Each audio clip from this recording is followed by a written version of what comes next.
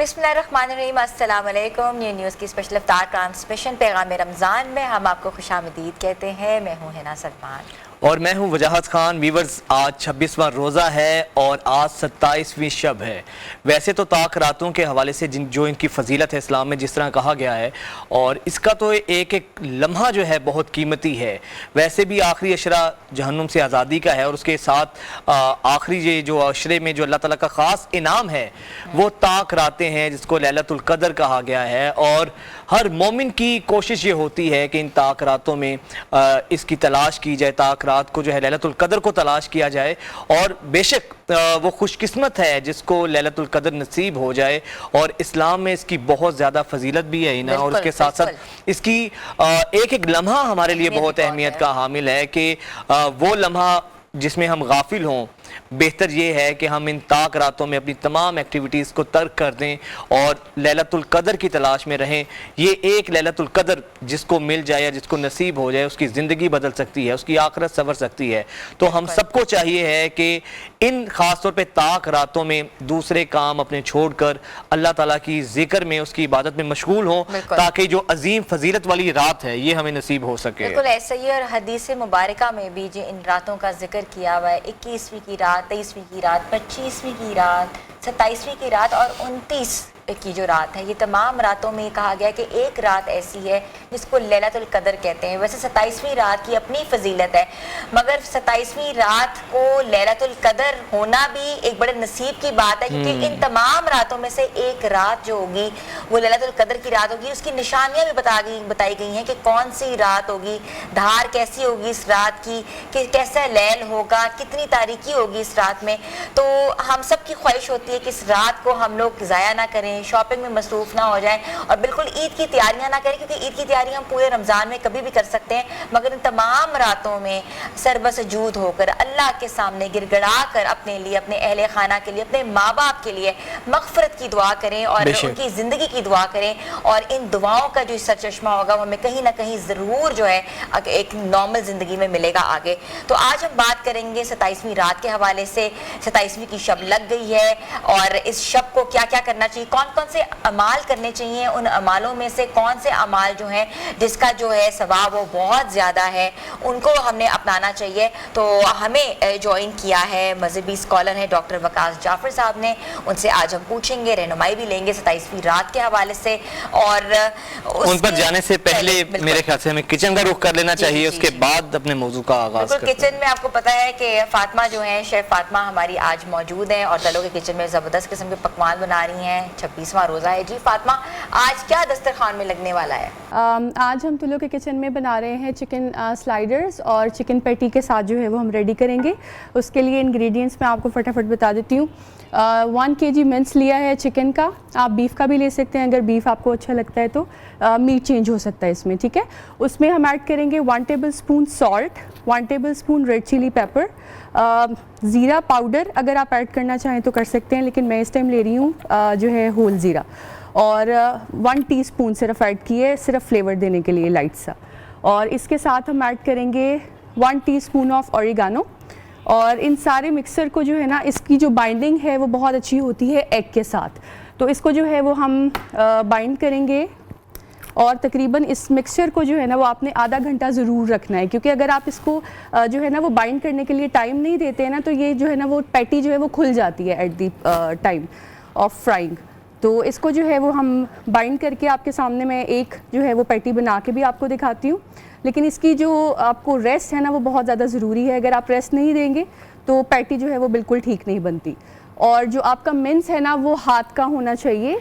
Machine का जो mince है वो बहुत बारीक हो जाता है, और समटाइम्स वो भी जो है ना वो नहीं होता, आपसे बाइंड नहीं होता ठीक से, तो वो भी खुल जाता है। तो इसके साथ साथ जो है वो हम ले रहे हैं बन आप कोई से भी साइज़ के ले सकते हैं। हमने स्लाइडर्स लिए हैं, थोड़े से मिनी बन्स होते हैं, और उसकी जो लेयरिंग है वो हम ऐड कर रहे हैं उसके अंदर टमाटो, अनियन और लेटस। आइसबर्ग और लेटस के अंदर थोड़ा सा ये फ़र्क होता है कि जो आइसबर्ग होता है ना वो बहुत जल्दी ख़राब हो जाता है, और जो लेटस है ना वो ज़्यादा उसको हीट भी दें तो वो ठीक रहता है। सो इसलिए जो है ना वो आप आइसबर्ग वहाँ पे यूज़ किया करें जहाँ पे आपने कोल्ड सैंडविचेस को आपने जो है वो प्रिपेयर करना हो। ऐड कर रहे हैं अभी ऑयल, जो कि طلوع ہے، اور جیسا کہ آپ جانتے ہیں کہ طلوع جو ہے نا وہ پچھلے 70 ایئرس سے 70 سالوں سے جو ہے نا وہ ہمیں جو ہے نا وہ کوالٹی پروڈکٹ پرووائڈ کر رہا ہے، کوالٹی فوڈ پروڈکٹ. اور اس کے ساتھ ساتھ جو ہے نا وہ اس کے اندر پرو گروتھ فارمولا ہے جو آپ کے بچوں کو نشو و نما کے لیے بہت زیادہ ہیلپ آؤٹ کرتا ہے. ہائٹ بہت تیزی سے بڑھتی ہے اور فاسٹر ہوتے ہیں، دماغ بھی تیز ہوتا ہے. تو یہ جو ہے نا وہ تقریباً 2 سے 3 منٹ لے گا ابھی گرم ہونے کے لیے. اور اس کو جو ہے ہم ساتھ ساتھ بنا لیتے ہیں اتنی دیر پیٹی کو. پیٹی جتنی دیر آپ فریز کر کے رکھیں گے اتنا ہی زیادہ آپ کو اچھا جو ہے نا وہ ٹیکسچر دے گا. فروزن جو آپ یوز کرتے ہیں تو آپ اس کو بھی بنا کے تقریباً 2 مہینے کے لیے جو ہے نا وہ فریز کر سکتے ہیں اپنے فریزرز کے اندر. اور اس کو آئل کو ہمیشہ گرم ہونے دیا کریں، کیونکہ اگر آپ ٹھنڈے آئل کے اندر ڈال دیتے ہیں نا تو وہ سارا آئل ایبزارب کر جاتا ہے سارا پروڈکٹ. تو اس کو جتنا یہ تیز گرم ہوگا اتنا ہی زیادہ اس کا اچھا جو ہے نا وہ کرسپ آئے گا. تو اس کو صرف 2 سے 3 منٹ لگیں گے اور یہ ہو جائے گا ریڈی. اچھا، آئل کو چیک کرنے کا پانی سے بھی طریقہ ہوتا ہے، لیکن سم ٹائمز پانی آپ لوگوں کو جو ہے نا وہ واپس بھی آ جاتا ہے. آئل از آلموسٹ ریڈی اور یہ دیکھیں پرفیکٹ. اب یہ بالکل کھلے گی بھی نہیں اور یہ بہت اچھے سے فرائی بھی ہو جائے گی. تو آپ اسی طرح جو ہے نا یہ کر کے لاسٹ میں ہم آپ کو ساری پریپریشن بھی دکھاتی ہوں میں، پریزنٹیشن بھی. لیکن ابھی جو ہے نا یہ دیکھیں بالکل جو ہے نا وہ ہلے گا نہیں. اچھا، ایک چیز آپ اپنے مٹیریل کو جب یوز کر رہے ہوتے ہیں نا تو اس کو یہ دیکھا کریں کہ جو نان سٹک ہے نا اس کے اوپر آپ کوشش کریں کہ نان سٹک کے اوپر سٹیل کو یوز نہ کریں. اسکریچز آتے ہیں، برتن بھی خراب ہوتا ہے اور اس سے جو ہے نا اس کی برتن جو ٹیسٹ میں بھی فرق آتا ہے. یہ دیکھیں گے بالکل نہیں کھلے اور پرفیکٹلی 3 سے 4 منٹس میں جو ہے نا وہ آپ کی پیٹی ریڈی. یہ آپ بچوں کو اسکول میں دے سکتے ہیں، لنچ کے لیے آپ یوز کر سکتے ہیں.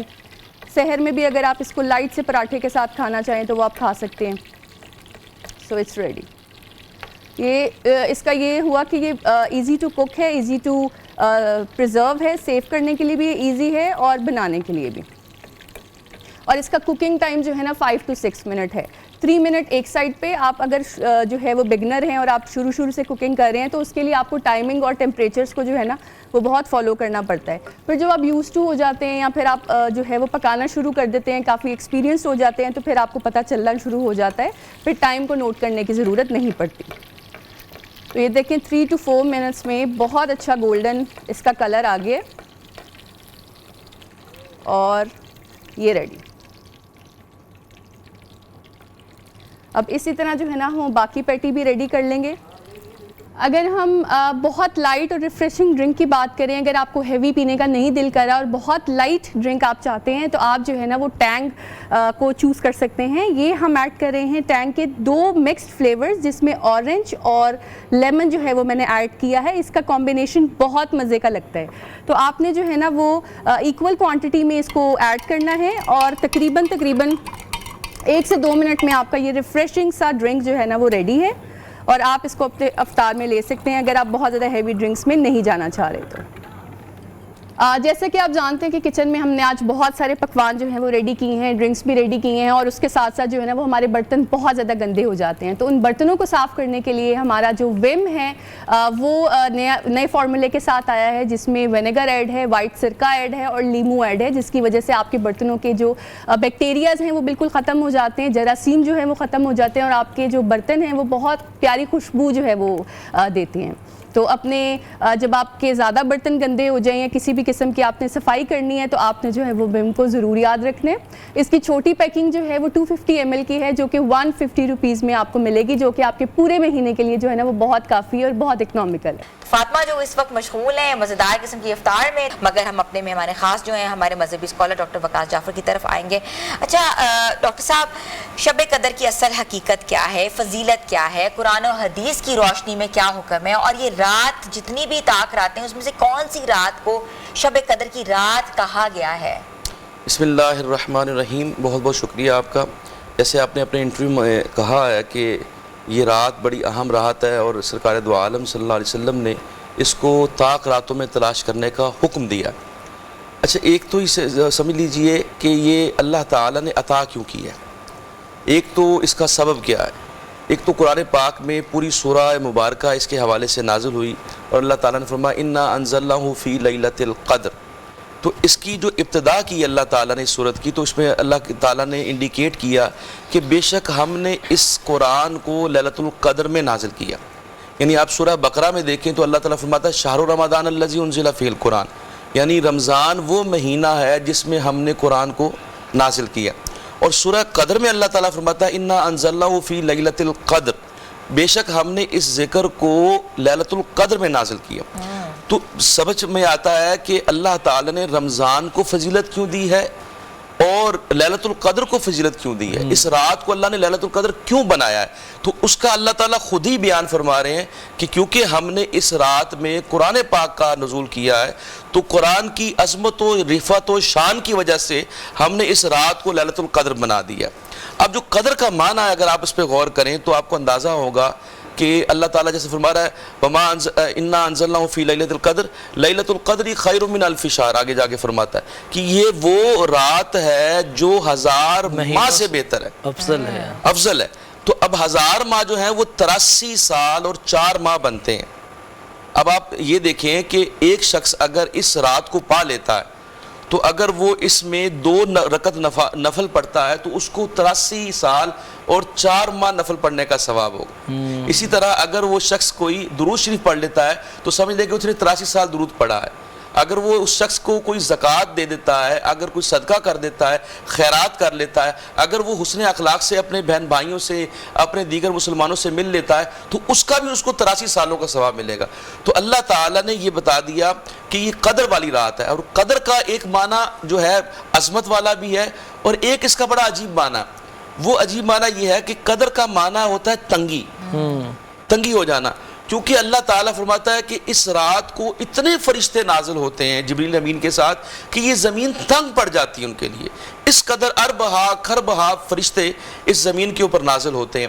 تو اللہ تعالیٰ یہاں یہ بتانا چاہ رہا ہے کہ پہلی بات کہ میں نے اس رات کو لیلۃ القدر اس لیے بنایا ہے، اور اس مہینے میں کیوں ہم نے دیا ہے، کیونکہ اس مہینے کے اندر ہم نے قرآن کو نازل کیا، اس مہینے کی اس رات کو ہم نے ذکر کو نازل کیا ہے.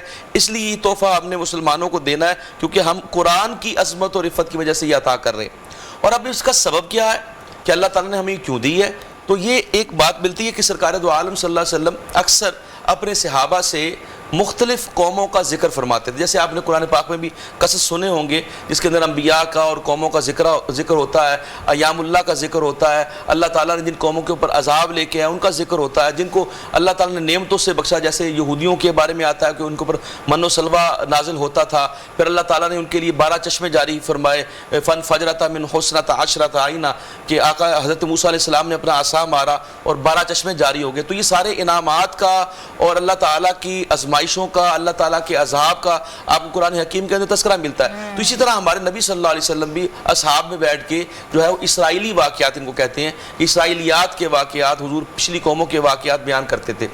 تو ایک دفعہ آقا علیہ السلام کسی ایک شخص کا تذکرہ کر رہے تھے جس نے 80 سالوں تک اس کا دن جو ہے وہ روزے کے ساتھ جہاد میں گزرتا، رات کو قیام اللیل کرتا، اور اس نے اس قدر عبادت کی کیونکہ ان کی عمریں زیادہ ہوتی تھیں. آپ کو پتہ ہے کہ حضرت نوح علیہ السلام کے بارے میں آتا ہے کہ انہوں نے 950 سال صرف تبلیغ فرمائی ہے. تو پہلے لوگوں کی عمریں بہت زیادہ ہوتی تھی. تو صحابہ کے ذہن میں یہ اپنا شوق پیدا ہوا کہ کاش ہمارے پاس بھی اللہ تعالیٰ اسی طرح ہماری عمروں کو بڑھا دیتا، ہم ذکر اذکار کرتے، ہم قیام اللیل کرتے، زیادہ موقع، زیادہ اپورچونٹی ملتی کہ ہم اللہ تعالیٰ کی عبادت کر سکیں. تو ان کے درمیان جب ان کے ذہنوں کے اندر یہ رشک پیدا ہوا تو اللہ تعالیٰ نے یہ ہمیں یہ تحفہ دیا کہ اللہ تعالیٰ نے ہمیں یہ لیلۃ القدر عطا فرما دی. اچھا مفتی صاحب یہ تو بتائیے گا، جس طرح ہم نے کہا یہ بالکل ایک تحفہ ہے، اب کس طرح آج چونکہ 27ویں شب ہے، ویسے تو کہا گیا ہے کہ 21ویں بھی طاق رات ہے، 23ویں بھی، 25ویں بھی، تو اس پر اتنا فوکس کیوں ہوتا ہے ہم سب کا، اس پہ ایمفیسائز کیوں کہا گیا ہے؟ کیا زیادہ چانسز ہوتے ہیں اس رات میں لیلۃ القدر کے ملنے کے؟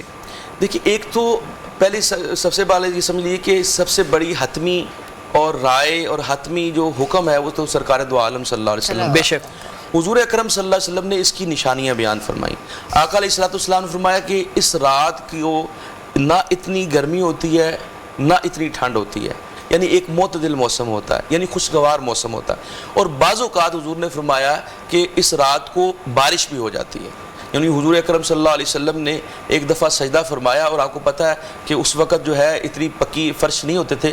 آقا علیہ السلام مسجد نبوی کے اندر آپ نے جب نماز پڑھی، فجر کی نماز پڑھی، تو آقا علیہ السلام کی جو پیشانی مبارک تھی اس میں گرد جمع ہو گئی تھی، یعنی جس کو آپ کہتے ہیں نا پانی اور جو مٹی مل کے جو مٹ کو جب یعنی آپ کیچڑ آپ کہہ سکتے ہیں اس کو، تو اس طرح کا جو تھا معاملہ تھا. تو آقا علیہ السلام نے وہاں پہ سجدہ فرمایا تو حضور کی پیشانی مبارک کے اوپر جو ہے وہ گرد لگ گئی.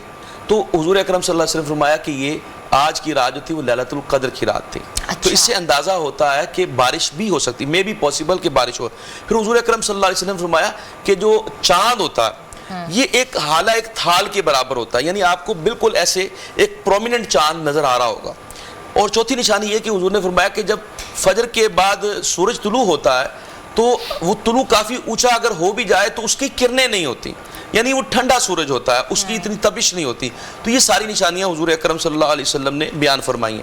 اب آپ کا جو سوال ہے کہ اس کو 27ویں کے اوپر کیوں ایمفسائز کیا جاتا ہے، اس کی دو وجوہات ہیں. ایک تو ہر بندے کا اپنا اپنا ایکسپیرینس ہے، یعنی صحابہ نے قرآن بھی تو 27ویں کو اترا تھا نا؟ جی نہیں ایسا نہیں ہے. قرآن جو ہے وہ طاق رات میں نازل ہوا ہے. اچھا طاق رات میں 27ویں کو نہیں ہوا. ٹھیک ہے. حضرت عبداللہ بن عباس رضی اللہ تعالیٰ عنہ، جن کو جو حضور کے چچا زاد بھائی بھی ہیں، کزن بھی ہیں حضور کے، اور حضور نے ان کو مفسر قرآن ہونے کا بھی لقب دیا ہے کہ قرآن کی تفسیر جو ہے وہ عبداللہ بن عباس کرتے ہیں.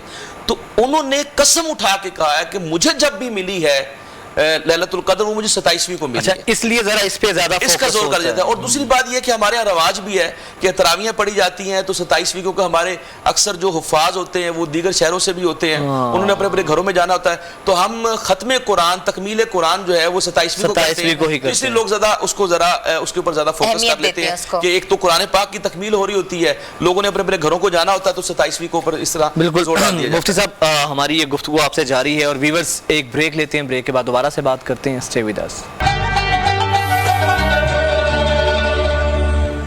پیغام رمضان ٹرانسمیشن میں ایک دفعہ پھر سے آپ کو خوش آمدید کہتے ہیں. مفتی صاحب ہمارے ساتھ موجود ہیں، بات ہو رہی ہے لیلۃ القدر کی.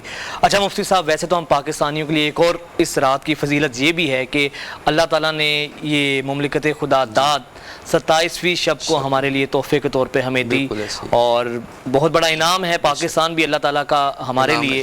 اور اچھا دوسری پھر یہ بتائیے گا سر، چونکہ آج 27ویں شب ہے، کس طرح سے ہمیں اس رات کو اس کی فضیلت کے حوالے سے اہتمام کرنا چاہیے ہے، کس طرح سے ہم اس کو مفید بنا سکتے ہیں، کیا کیا تیاریاں ہونی چاہیے ہماری؟ آپ نے بڑا اچھا کوشچن کیا.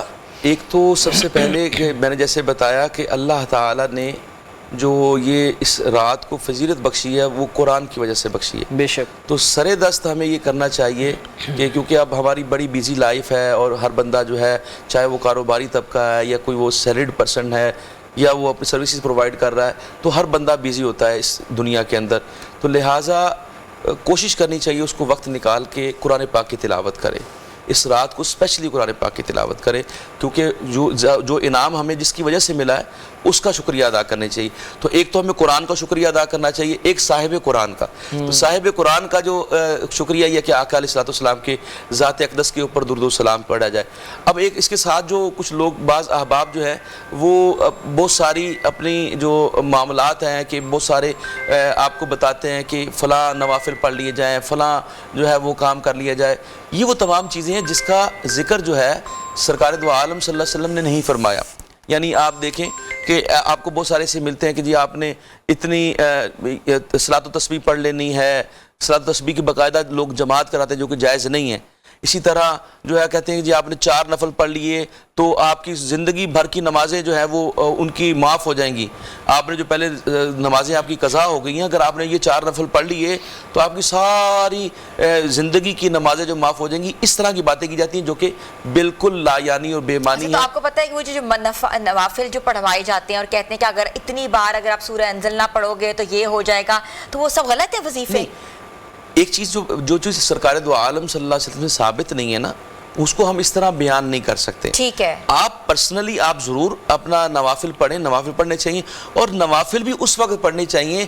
نوافل پڑھنے کا جو اصل حقدار ہے وہ شخص ہے جو فرائض کی ادائیگی کرتا ہے. پہلے فرض پڑھو جس کے فرض ہے جو پہلے نمازیں نہیں پڑھ رہا، تو ہمارا کوئی دین جو اوکیجنل تو نہیں ہے، کوئی ایسا تو نہیں ہے کوئی ایونٹ ہو رہا تو اس کے اوپر ہم نے دین کو اڈاپٹ کرنا ہے. یہ تو ہمارا ایک مکمل code of conduct of life ہے. تو لہٰذا ایک ضابطہ حیات کے طور پہ میں یہ کہوں گا، اور یہ میری بات نہیں، یہ فقہا کی بات ہے، علماء کی بات ہے، کہ وہ یہ کہتے ہیں کہ جس کے ذمے نمازیں ہیں، جس کے ذمے پرانی اگر اللہ تعالیٰ نے اس کو ہدایت نہیں دی تھی اور وہ نماز کے پابند نہیں تھا، تو اس کو چاہیے وہ ان طاق راتوں میں بھی اپنی سابقہ نمازوں کی قضا دے. یہ اس کا زیادہ ثواب ہوگا. وہ کیسے دیا جاتا ہے؟ جی قضائے عمری کے حوالے سے یہ ہے کہ بہترین طریقہ تو یہ ہے کہ جو شخص بھی جس وقت بھی اللہ تعالیٰ اس کو توفیق دے کہ وہ نمازوں کا پابند ہو گیا ہے، تو اس کو چاہیے کہ وہ ہر نماز کے ساتھ ایک پچھلی نماز پڑھ لے اور اللہ تعالیٰ سے نیت یہ کرے کہ یا اللہ جو میری پہلی ظہر کی نماز رہ گئی تھی، جو اس سے عصر کی رہ گئی تھی، مغرب کی رہ گئی تھی، میں ادا کر رہا ہوں، تو وہ فرائض کی ادائیگی کرے اور وہ اس طرح کرتا چلا جائے، بقایا جو رہ جائے گی اللہ تعالیٰ اس کو. میں ایک سوال آپ سے پوچھنا چاہ رہی ہوں، آپ نے ادھر بات کی قضاء نماز کی، قضا نماز جو پڑھی جاتی ہے، جو لوگ جو ہے دنیا سے چلے جاتے ہیں ان کی بھی نمازیں پوری کی جاتی ہیں بعد میں، کیا وہ کرنا ٹھیک ہے؟ نہیں، ایسا نہیں. حضور اکرم صلی اللہ علیہ وسلم کی جو تعلیمات ہمیں ملتی ہیں، آپ اپنے ورثاء، اپنے لواحقین کی طرف سے روزہ رکھ سکتے ہیں اگر ان کے ذمے رمضان کے روزے تھے. ٹھیک ہے. آپ ان کی جگہ کے اوپر حج کر سکتے ہیں اگر ان کے ذمے حج تھا، جو اس دنیا چلے گئے، ان کا حج بھی ہو جاتا ہے. حج بھی ہو سکتا ہے. ٹھیک ہے. اگر آپ ان کی جگہ پہ زکوٰۃ ان کے ذمے تھی، انہوں نے نہیں دی، تو آپ کے ماں باپ تھے یا کوئی بھی آپ کے رشتہ دار تھے، تو آپ ان کی جگہ پہ نماز بھی پڑھ سکتے ہیں، لیکن نماز کا حکم نہیں. کیوں؟ بس یہ اللہ تعالیٰ کی مرضی ہے، شریعت ہے. شریعت میں نماز آپ کے اپنے ذمے ہے، کسی اور کو نہیں دی جا سکتی. اچھا، میں نے دیکھا ہے لوگ بہت قضائے نمازیں پڑھتے ہیں، آپ نوافل پڑھ کے ان کا ثواب ان کو دے سکتے ہیں. اچھا، کہ آپ نوافل پڑھ دیں یا اللہ، ان کی جو نماز ہے وہ انہوں نے دینی، لیکن ان کا آپ روزہ رکھ سکتے ہو، روزہ، حج اور زکوٰۃ تینوں اور زکوٰۃ دے سکتے ہو، لیکن نماز نہیں پڑھ سکتے. اچھا، پھر جس طرح بھی یہ بات ہو رہی ہے 27ویں شب کو لے کر اگر ہم بات کریں تو اس میں زیادہ ہمارا فوکس کس پہ ہونا چاہیے؟ نوافل پہ، ذکر اذکار پہ، قرآن پاک کی تلاوت پہ، یا جس طرح بیانات بھی ہوتے ہیں مساجد کے اندر اہتمام کیا جاتا ہے، انفرادی سطح پر فوکس ہونا چاہیے یا اجتماعی سطح پر ہونا چاہیے؟ امام حسن مجتبیٰ رضی اللہ تعالیٰ عنہ نے جو شب برات کے حوالے سے ایک اپنا معمول بتایا تھا، وہ معمول آپ طاق راتوں میں بھی اڈاپٹ کر سکتے ہیں. ٹھیک ہے. آپ نے فرمایا کہ میں اپنی اس رات کو 3 حصوں میں ڈیوائیڈ کر لیتا ہوں. ایک حصہ میں اللہ تعالیٰ کے ہاں سربسجود ہوتا ہوں، یعنی نوافل کا اہتمام کرتا ہوں. ایک حصہ میں اپنے نانا جان سیدنا محمد مصطفیٰ صلی اللہ علیہ وسلم آقا علیہ السلام کی ذات پہ درود و سلام پڑھتا ہوں، اور ایک حصہ میں جو ہے وہ قرآن پاک کی تلاوت کرتا ہوں. تو ہمیں بھی چاہیے کہ ہم ان راتوں کو انہی طرح 3 حصوں پہ ڈیوائیڈ کر لیں. قرآن پاک کی تلاوت ایسے اگر ہم تراویح کا اہتمام کرتے تو ظاہر ہے قرآن پاک کی ہم نے تلاوت تو ہو گئی، تلاوت بھی ہوگی. اس کے بعد لوگ قیام اللیل بھی کرتے ہیں تو وہ اس میں بھی آپ شامل ہو سکتے ہیں. تیسرے نمبر کے اوپر کہ آپ اس کے ساتھ ہی ایک ایسی محفلوں کا، جیسے آپ نے کہا کہ انفرادی طور پہ بھی، اجتماعی طور پہ اگر درود و سلام پڑھا جا رہا ہے تو آپ اس میں بیٹھ کے ایک ہلکا درود بنا کے آپ وہاں پہ درود و سلام بھی پڑھ سکتے ہیں. افضل کیا ہے؟ افضل جو آپ سمجھ لیجیے، افضل یہ ہے کہ یہ جو راتیں ہیں نا، ان میں تنہائی ضروری ہے، خلوت نشینی، خشوع و خضوع. کیونکہ دیکھیں فرائض کا جو اہتمام، جو فرائض کا اللہ تعالیٰ نے مقصد بنایا نا، وہ بنایا ہے کہ اجتماعیت ہو، ایک دوسرے کا احساس ہو. جب ہم بندے مسجد میں جاتے ہیں تو اپنے محلے داروں کا، اپنے ہمسایوں کا حال احوال لیتے ہیں، اس کا مقصد یہ ہے. لیکن آقا علیہ السلام فرمایا اپنے گھروں کو قبرستان مت بناؤ، سنتیں جا کے گھروں میں ادا کرو. تو اسی طرح نوافل کا اہتمام ہمیں اپنے گھروں میں کرنا چاہیے. تو یہ جو راتیں ہیں گو کہ ضروری ہے کہ جیسے ختم قرآن کی محفلیں ہوتی ہیں یا حافظ صاحب نے اعتکاف میں لوگ بیٹھتے ہیں، تو اس کا مقصد بھی یہی ہے. اچھا، ایک دیکھیں کتنا خوبصورت اللہ تعالیٰ نے نظام بنایا کہ حضور نے کیوں فرمایا کہ طاق راتوں میں تلاش کرو. یہ تو آخری 10 عشرے، آخری جو عشرہ ہے اس کی ہر رات کے اندر ہمیں تلاش کرنا چاہیے تھا. حضور نے کیوں فرمایا؟ ایک تو اعتکاف کا مقصد ہی یہ ہے کہ انسان لیلۃ القدر کو تلاش کرے خلوت میں بیٹھ کے. دوسرا یہ ہے کہ ایک رات وہ جاگ لے، ایک رات وہ سو لے. اچھا، یہ مجھے بتائیں کہ تاکہ طاق راتوں میں اس کا جو ہے بیلنس ہو جائے، تاکہ ظاہر ہے انسان کی ایک باقاعدہ ایک فطرت ہے کہ وہ اتنی دیر جاگ نہیں سکتا. تو ایک رات کو وہ جو جفت رات ہوگی اس میں وہ سو جائے گا، ذرا آرام کر لے گا، اور ایک رات جو طاق رات اس کو جا کے گزار لے گا. یہ جو طاق راتیں اس کا نمبر آڈ کیوں ہے؟ ہاں، کیونکہ اللہ تعالیٰ آڈ ہے. اللہ تعالیٰ کو آڈ نمبرز پسند ہے. اگر آپ دیکھیں کہ 7 آسمان اس طرح کی بات کی جاتی ہے تو اللہ تعالیٰ کو آڈ نمبرز پسند ہے، کیونکہ اللہ تعالیٰ خود یکتا ہے نا، واحد ہے، تو اس لیے اللہ تعالیٰ کو آڈ نمبرز پسند ہے، اور یہی علماء نے حکمت بتائی ہے آڈ نمبرز کی۔ بقایا اور بھی حکمتیں ہوں گی، لیکن جو میں نے آپ کو پہلے والی بات بتائی ہے کہ جفت اور طاق کے حوالے سے، آڈ اور ایون کے حوالے سے، کہ ایک رات وہ انسان جو ہے وہ سو لے اور ایک رات اللہ تعالیٰ۔ اچھا پھر یہ بھی بتائیے گا، جیسے 27ویں کی رات ہے آج، جو لوگ اس سے غافل ہو جاتے ہیں یا اس طریقے سے مشغول نہیں ہوتے ہیں، لیلۃ القدر سے تو وہ محروم ہوتے ہی ہیں، کیا اس کا کوئی گناہ بھی ہے یا پھر چونکہ وہ محروم ہو گئے بس یہی ان کے لیے کافی ہے، یا اس کے حوالے سے کوئی فرض عبادت ہے کہ یہ نفلی عبادت ہے؟ یہ ہے تو اوبیسلی نفلی عبادت، اس میں تو کوئی دوسری رائے نہیں ہے، لیکن ایک چیز ہے جو جس کے اوپر ہمیں فوکس کرنا چاہیے، وہ یہ ہے کہ اگر جو میں نے غور کیا کہ آپ لیلۃ القدر کی رات ہو کوئی، یعنی طاق راتوں میں سے کوئی رات ہو، یا شب برات کی رات ہو، یا لیلۃ الجائزہ جو ہم چاند رات جسے کہتے ہیں، ان تمام راتوں میں جو آقا علیہ الصلوۃ والسلام کے فرامین ہمیں ملتے ہیں نا، وہ تقریباً ایک جیسے ہیں، یعنی ان لوگوں کی بخشش نہیں ہوتی، اگر آپ فوکس کریں گے تو وہ حقوق اللہ اور حقوق العباد دونوں کے حکم عدولی کرتے ہیں۔ یعنی مثال کے طور پہ لیلۃ القدر کے حوالے سے بھی حضور کا فرمان ہے، اور لیلۃ الشب برات کے حوالے سے بھی حضور کا فرمان ہے، اور لیلۃ الجائزہ کے حوالے سے بھی فرمان ہے کہ جو بندہ مشرک ہے اس کی توبہ قبول نہیں ہوگی، تو مشرک تو سارے نکل گئے۔ اب جو دوسرے نمبر پہ فوراً آتا ہے، حضور نے بڑی اہم بات فرمائی، یہ آپ کو تینوں میں جگہ پہ ملے گی۔ سر کلوزنگ کرنی ہے ذرا مختصر اس کو۔ آپ نے فرمایا کینہ پرور کی بخشش نہیں ہوتی، کینہ پرور جو بغض رکھتا ہے، اور حضور نے فرمایا میری سب سے عظیم سنت یہ ہے کہ میرے دل میں کسی کے لیے کوئی بغض اور کینہ نہیں ہے، اور صحابہ کرام کا عمل یہ تھا کہ جیسے رمضان شروع ہوتا تو صحابہ سب کو معاف کر دیتے کہ بھئی ہمارے دل میں اب کسی کے لیے ملال نہیں ہے، تو کینہ پرور کی، بغض رکھنے والے کی بھی توبہ نہیں ہے۔ تیسرے نمبر پہ جو آپ کی طرف سے جو ان راتوں کو محروم رہتا ہے اور جان بوجھ کے جو ہے ان راتوں میں توبہ نہیں کرتا، اس کی بھی بخشش نہیں ہوتی۔ بہت شکریہ جعفر صاحب آپ کے وقت کا، اور ویورز بریک پر جانے سے پہلے یہی بات ہم آپ سے ریکویسٹ بھی کریں گے اور عرض بھی کریں گے کہ آج کی رات 27ویں شب جو ہے بہت قیمتی رات ہے اور بہت فضیلت والی رات ہے، بجائے اس کے کہ ہم اپنا ٹائم دوسرے کاموں میں ضائع کریں، آج کی اس رات سے بھرپور فائدہ اٹھائیں، اللہ تعالیٰ کا شکر ادا کریں، نوافل ادا کریں، ذکر اذکار کریں۔ کیا معلوم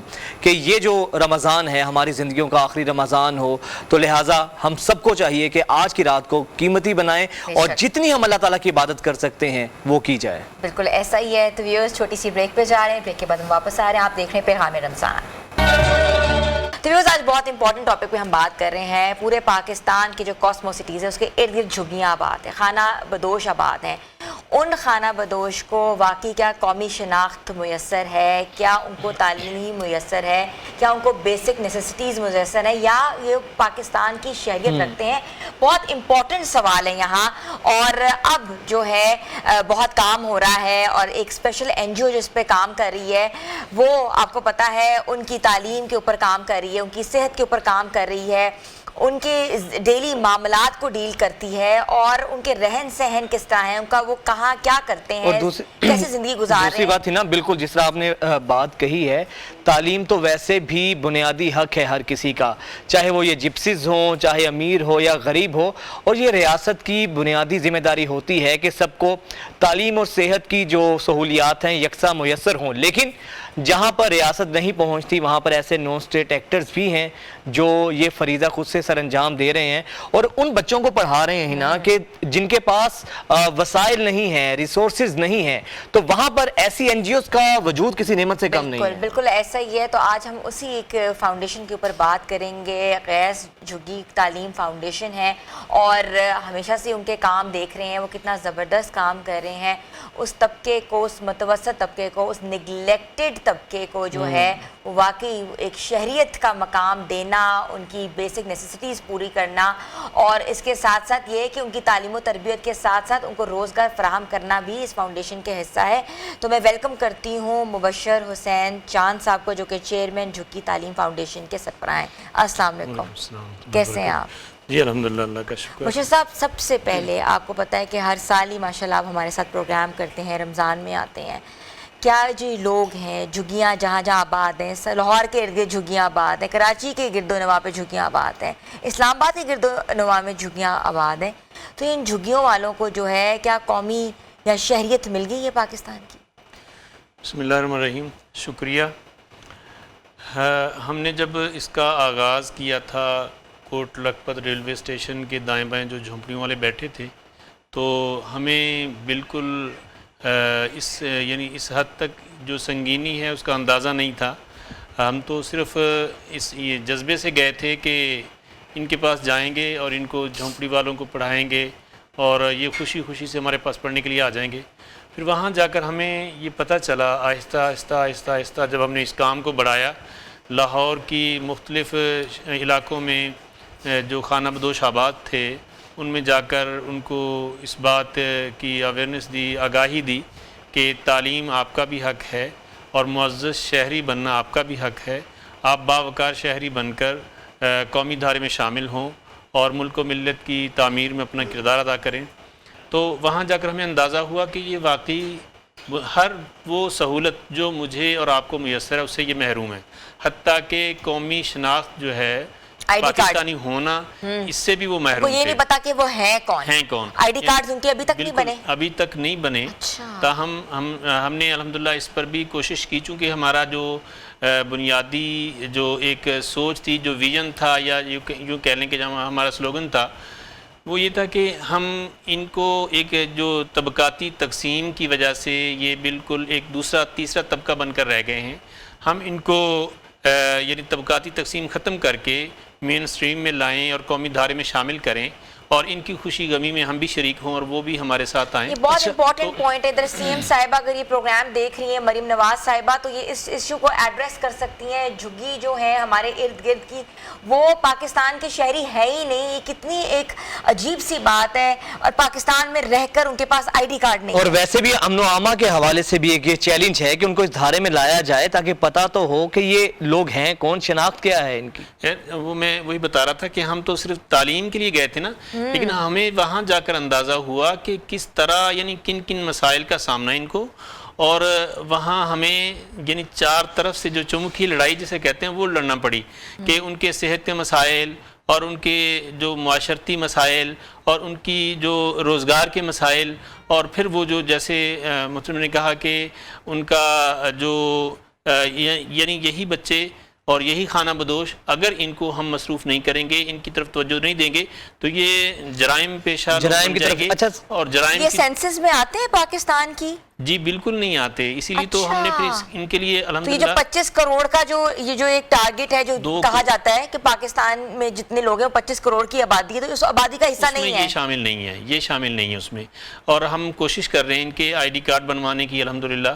پھر ہم نے جہاں ہم تعلیم کے لیے گئے تھے وہاں ہمیں ایک دوسرا چیلنج یہ تھا کہ ان کو ہم قومی شناخت بھی دلائیں۔ بشیر صاحب، ان کا ایک سسٹم ڈیفرنٹ ہوتا ہے، ان کا ایک مائی ہوتی ہے، کوئی لیڈر ہوتا ہے اس گروہ کا، وہ ذرا مجھے بتائیں وہ کیا سسٹم ہے ان کے جھگی کا؟ یہ جس طرح ہماری کمیونٹی میں ہمارے خاندانوں میں کوئی نمبردار ہوتا ہے، گاؤں کا نمبردار ہوتا ہے، علاقے کا ایک بڑا ہوتا ہے، اس طرح ان کا بھی ایک سسٹم تو ہے ایسا کہ کوئی ایک مرد بڑا ہوتا ہے، عام طور پر خواتین بڑی ہوتی ہیں ان کی، بالکل میں سنا ہے میں نے کہیں، اور خواتین جو ہیں وہ ان کے پنچایت کے معاملات، ان کے خاندانی معاملات کو نمٹاتی ہیں۔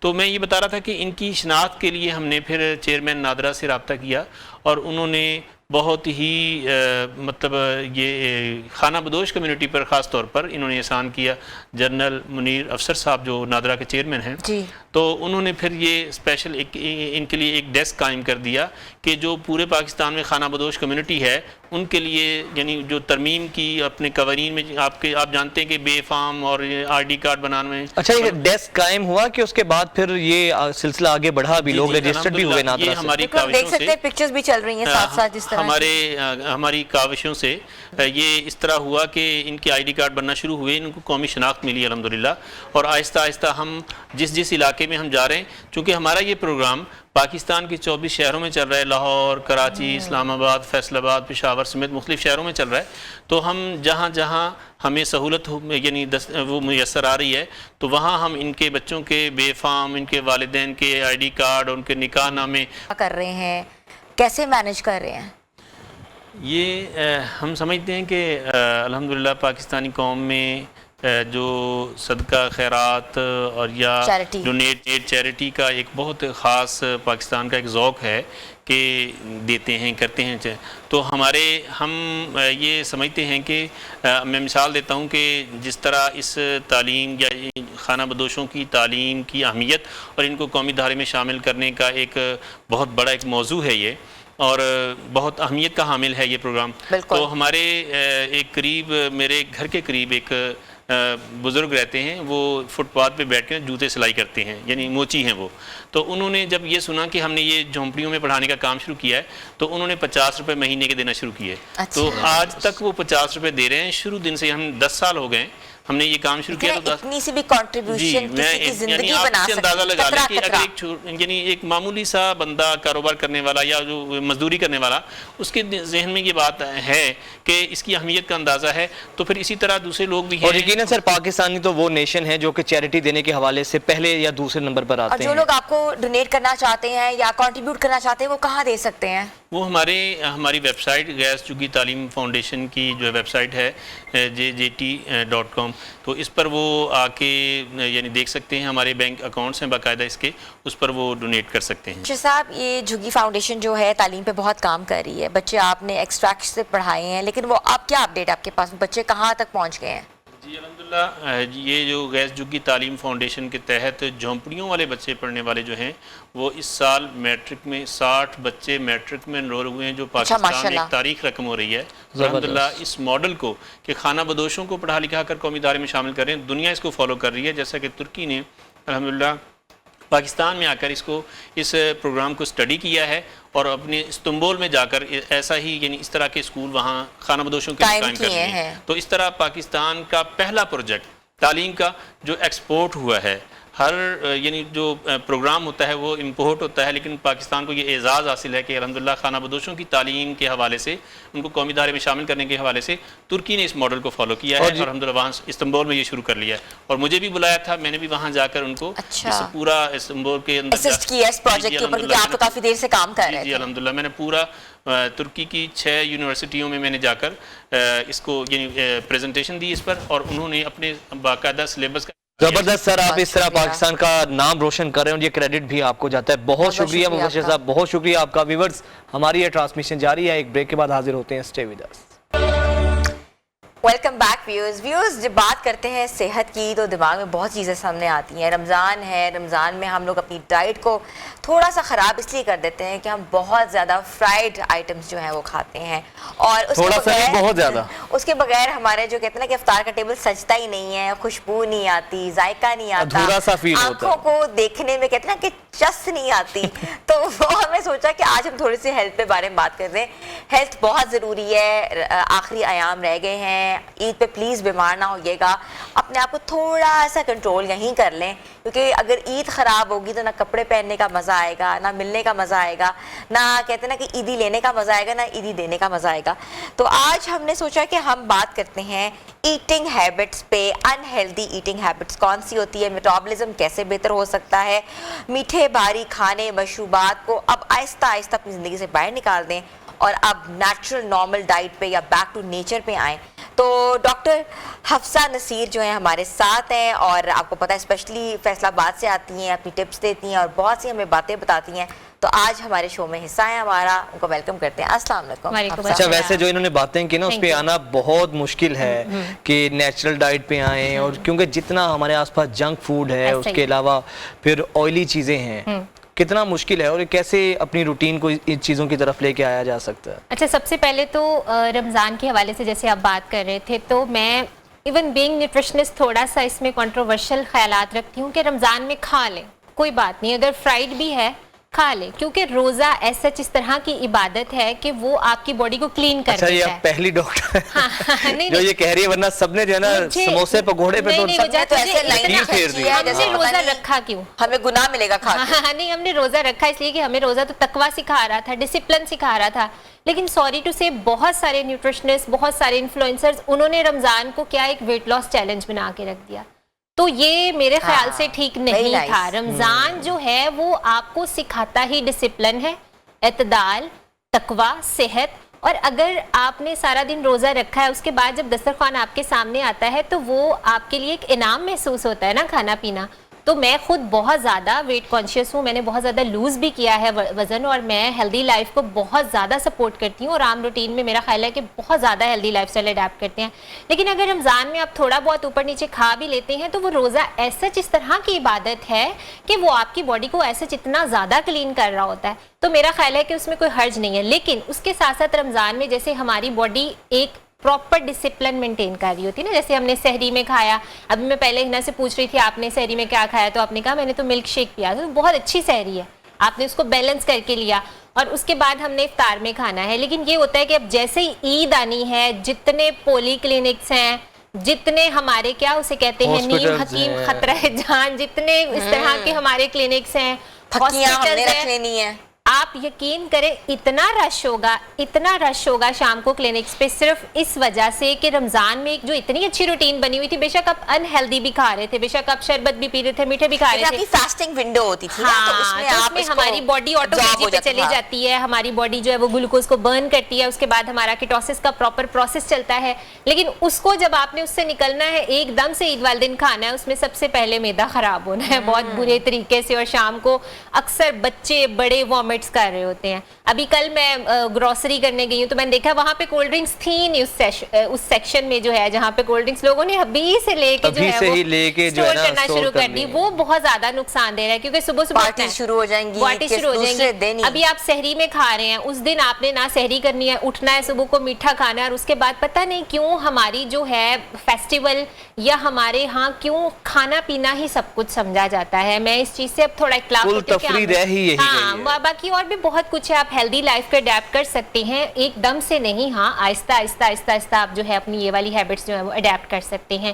عید والے دن بھی کوشش کریں کہ جو اعتدال ہے وہ بہت زیادہ ضروری ہے. جیسے ہمارا جو اسلام ہے وہ صحت ہے. آپ دیکھیں ہمارا ہے کہ صبح کو اٹھے تو تھوڑا سا میٹھا کھائیں اور اس کے بعد جو ہے وہ آپ عید کی نماز ادا کرنے جائیں. وہ میٹھا اسی لیے رکھا ہوا ہے کہ آپ نے شام کو افطاری اور سحری کی آپ کی روٹین ہوتی ہے، صبح کو آپ چند چمچ جو میٹھا کھا کے جائیں گے اس میں آپ کی باڈی میں انسولین کی ریزسٹنس نہیں ہوگی، آپ کے شوگر لیول مینٹین ہوں گے، اور آپ کی باڈی میں جو ہے وہ ایک دم سے انسولین سپائک نہیں ہوگا، اور آپ کا سٹمک ڈسٹرب نہیں ہوگا. تو یہ آپ کے لیے بہت زیادہ امپورٹنٹ ہے. اور اس کے بعد آپ نے میل مینجمنٹ بھی دن میں کرنی ہے، تو تھوڑا تھوڑا کر کے کھانا ہے. سلیپ آپ کی روٹین جو ہے وہ خراب ہوتی ہے، سلیپ روٹین سے بھی آپ کی انرجیز لو ہو جاتی ہیں اور آپ کنزمپشن زیادہ کرتے ہیں فوڈ انٹیک کی. ایسے ہی ہے کیونکہ آپ کی سلیپ سائیکل پوری نہیں ہے. Your body needs energy and سب سے زیادہ جینزیز کی روٹین خراب ہے. جب ہم ہوتے تھے ہمارے پیرنٹس ہمیں اٹھاتے تھے سحری کے ٹائم، اور آج کل اتنی زیادہ سلیپ ڈسٹربنس ہے، بچے سوتے ہی نہیں ہیں، بچے سوتے ہی نہیں ہیں، یا رات کو 2-3 بجے کھا لیتے ہیں اور اس کے بعد جو ہے وہ سو جاتے ہیں، 2-3 بجے کھانے کے بعد سو جاتے ہیں اور پراپر سحری نہیں کرتے. اور اس کی وجہ سے وہ جو پورا کا پورا سلیپ سائیکل ڈسٹرب ہوا ہے، اس کی وجہ سے عید والے دن جب ساری کی ساری سلیپ الٹ ہونی ہے تو وہاں پہ جو ہے ایک دم سے میٹابولزم بھی ڈسٹرب ہونا ہے، اور اس کے ساتھ ساتھ ہارمون ایکسپوئر بھی آپ کا ڈسٹرب ہوگا، آپ کی باڈی بھی ڈیفرنٹ موڈ میں جائے گی. تو وہاں پہ بھی آپ نے تھوڑا سا اپنے پیٹرن کا خیال رکھنا ہے کہ جب بھی آپ نے سلیپنگ پیٹرن کو مینٹین کرنا ہے، کیونکہ ابھی آپ جن آورز میں سو رہے ہوتے ہیں پھر آپ نے ان آورز میں کھانا شروع کر دینا ہے، تو آپ کی باڈی اپنا میٹابولزم بھی چینج کرے گی، اس کے ساتھ ساتھ اپنا ہارمون ایکسپوئر بھی جو ہے وہ اس کو چینج کرے گی. تو اس چیز کا آپ نے بہت اچھا پھر یہ بھی بتائیے گا کہ ہمیں پھر جس طرح آپ نے بتایا کہ رمضان کے بعد ایک 180 پہ شفٹ آتا ہے، ہماری کھانے پینے کی ٹائمنگز چینج ہو جاتی ہیں، اور اس کے بعد جس طرح ہینا نے کہا کہ ایک ونڈو ہوتی ہے فاسٹنگ کی، وہ بھی نہیں رہتی ہے، پھر دعوتیں شروع ہوتی ہیں. تو کس طریقے سے اپنے ڈائٹ کو پلان کیا جائے ہے؟ اس میں یہی کہ اعتدال بہت زیادہ ضروری. جیسے میں نے کہا ہے کہ آپ نے ڈسپلن کو مینٹین کرنا ہے. دیکھیں اگر 30 دن کا روزے، میرا خیال ہے کہ اللہ تعالیٰ کو یہی لگا تھا کہ یہ ہماری صحت کے لیے بہت زیادہ اچھے اور اتنے ہی بننے تھے اور اتنے ہی رہنے تھے. اس کے بعد جس دن آپ نے عید والے دن خیال رکھنا ہے کہ آپ نے صبح جب میٹھا کھایا ہے اس کے بعد 2 سے 3 گھنٹے کا آپ نے وقفہ دینا ہے. فوراً سے اوپر سے نہیں کھانا. ہمارا یہ ہے نا کہ ایک جگہ ناشتہ کیا دوسری جگہ چلے گئے، تو آپ میل مینجمنٹ کا تھوڑا سا خیال رکھیں کہ 2-2, 3-3 گھنٹے کے بعد کھائیں. اگر آپ مارننگ میں کھا رہے ہیں اس کے بعد 10-11 بجے ہلکا پھلکا سنیک کریں، اور اس کے بعد لنچ جو ہے وہ پراپر کھا لیں، اور اس کے بعد ایوننگ میں بھی جو ہے وہ سنیک رکھیں اور ڈنر کو تھوڑا سا لائٹ رکھنے کی کوشش کریں. یہ تو کھائیں، لیکن کھائیں کیا یہ ذرا بتا دیں. وہ تو پھر دعوتیں ہیں نا، جہاں جو بنا ہوا ہے کوشش کریں کہ جیسے کاربوہائیڈریٹ ہے روٹی ہے, رائس ہیں, یا بہت زیادہ کوئی کڑھائیاں وغیرہ کھا رہے ہیں, پوٹیٹوز کھا رہے ہیں, وہ آپ دوپہر کے میل میں اس کو شفٹ کر لیں کہ آپ نے جو دعوتیں رکھنی ہے اس کو دوپہر کے میل میں اپنے لنچ میں شفٹ کر لیں, اور اس کو بھی تھوڑا ماڈریشن کے ساتھ کھائیں. جو رات کا میل ہے وہ تھوڑا سا لائٹ رکھیں, کیونکہ فاسٹنگ میں ہم پورا دن کی جو ایک ونڈو چل رہی ہے باڈی کی ٹوسس پہ ہے, ہم نے پورا دن بھوکے رہے ہیں اور اس کے بعد شام کو جا کے کھایا ہے. لیکن عید والے دن ایسا نہیں ہوگا, آپ نے مارننگ میں بھی کھایا ہوگا, آپ کی باڈی میں انسولین کا اسپائک ہوگا, تو اس کے بعد آپ لنچ جو ہے وہ پراپر کر سکتے ہیں. اگر آپ لنچ کرنے کے بعد ڈنر بھی اتنا زیادہ کھائیں گے, ڈنر میں کوشش کریں کہ اگر آپ کوئی باربیکیو وغیرہ کر رہے ہیں تو اس میں پروٹین کا انٹیک آپ کر سکتے ہیں. ڈنر کو تھوڑا سا لائٹ رکھیں. اچھا, کچھ لوگ منچنگ بہت زیادہ کرتے ہیں, جیسے اب یہ ہنا بھی ہیں, یہ بھی کھانے کے بعد ہلکا پھلکا ان کا چلتا رہتا ہے منچنگ. بالکل میں منچنگ کرتی ہوں, لیکن یہ ایک ہی بار سارا کچھ بیٹھ کے کھا لیتے ہیں تو میں تھوڑا تھوڑا کھا لیتی ہے. نہیں, لیکن آن اے سیریس نوٹ یہ بتائیے گا کہ وہ لوگ جو کھانے کے بعد منچنگ کا نیا وجاہت اس کو بنج منچنگ کہتے ہیں. بنج منچنگ. لیکن یہی میں پوچھ رہا ہوں, یہ صحیح ہے منچنگ کے نام پہ اتنا کچھ؟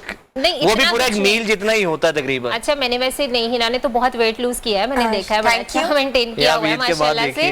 لیکن یہ کہ منچنگ میں آپ اپنی عادت بنائیں, آپ کے بچوں کو بھی اگر منچنگ کی عادت ہے تو اس میں آپ ہیلدی سنیکس کی طرف جا سکتے ہیں. فروٹس کٹ کر کے کھا سکتے ہیں دن, مطلب اگر آپ ایک ایپل کٹ کر کے رکھ رہے ہیں, آپ کو منچنگ کی عادت ہے, آپ کے 2 to 3 آورس گزر جائیں گے.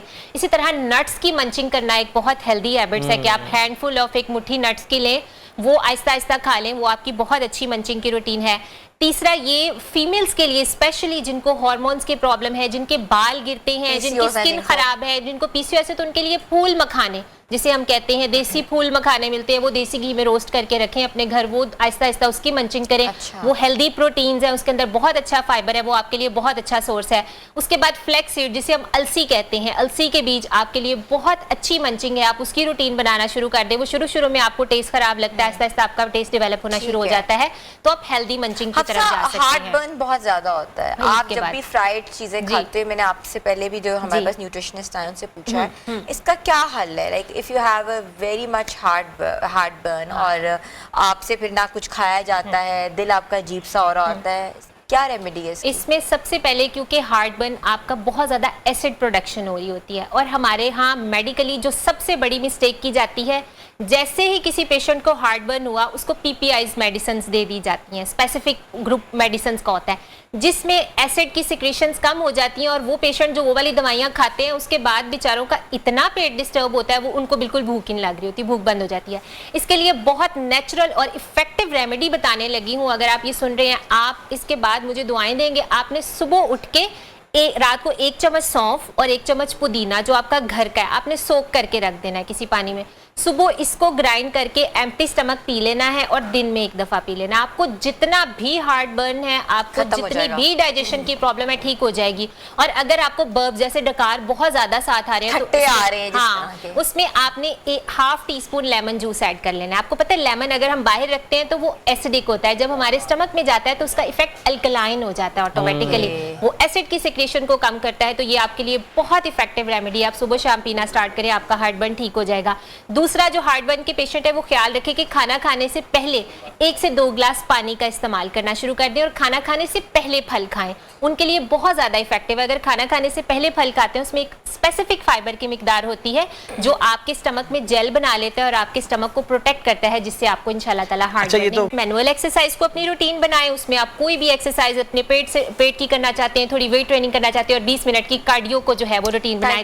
ڈاکٹر افضا, یہیں سے گفتگو کا سلسلہ آگے بڑھائیں گے, چھوٹی سی بریک پہ ویوز جا رہے ہیں, آپ لوگ ہمارے ساتھ رہیں.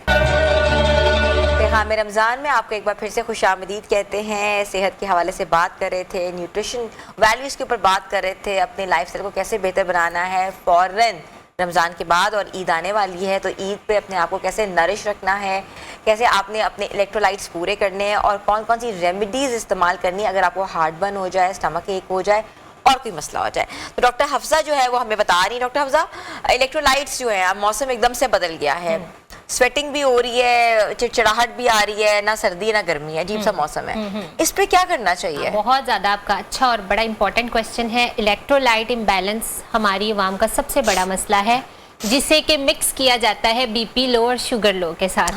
ہمارے میں کہتی ہوں 70% لوگ جو ہیں ان کی باڈی میں الیکٹرولائٹ امبیلنس ہوا ہوتا ہے. فیمیل صبح سو کے اٹھتی ہیں, جان نہیں ہوتی, ایسے جیسے باڈی بالکل جکڑی ہوئی ہے, جمائیاں آ رہی ہیں, نیند کا عالم ہے, اور اسی طرح اکثر ڈائبیٹکس ہوتے ہیں, ان کو بھی الیکٹرولائٹ امبیلنس ہوا ہوتا ہے کیونکہ ڈائبیٹکس کی باڈی موسٹلی ایک پروسیس ہوتا ہے جسے ہم کیٹو ایسیڈوسس کہتے ہیں, اس پہ رہتی ہے.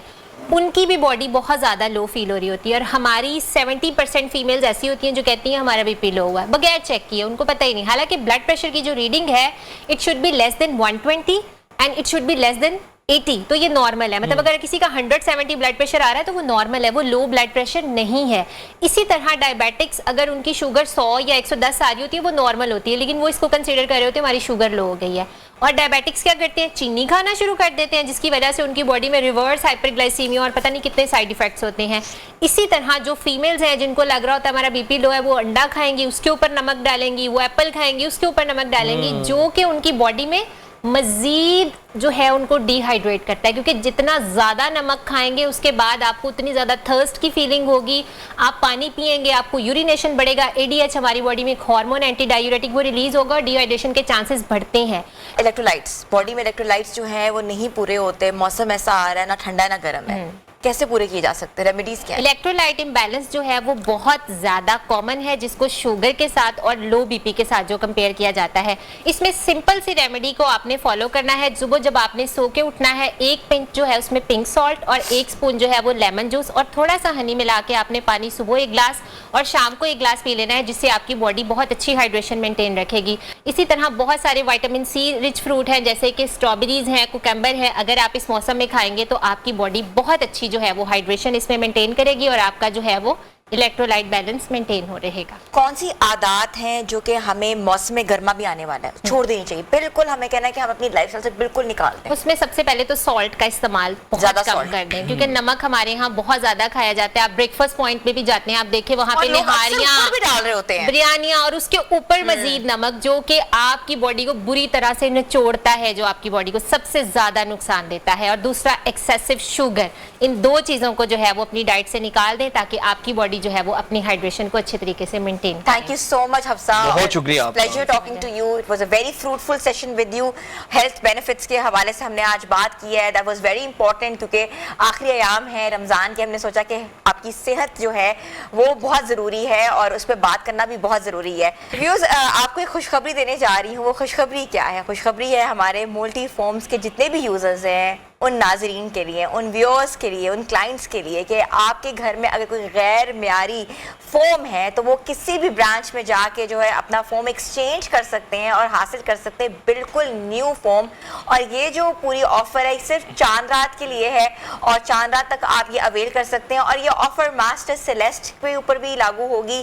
تو آپ جلدی سے جلدی جائیں اور اپنے فوم چینج کرائیں اور آرام سے سوئیں جائیں. اور ویسے بھی 1 یا 2 دن ہی رہ گئے اس آفر کے ختم ہونے میں, تو اس کا بھرپور فائدہ اٹھائیں. اور اس کے ساتھ ہی مجھے اور ہینا کو اجازت دیں, کل ملاقات ہوگی. اللہ حافظ.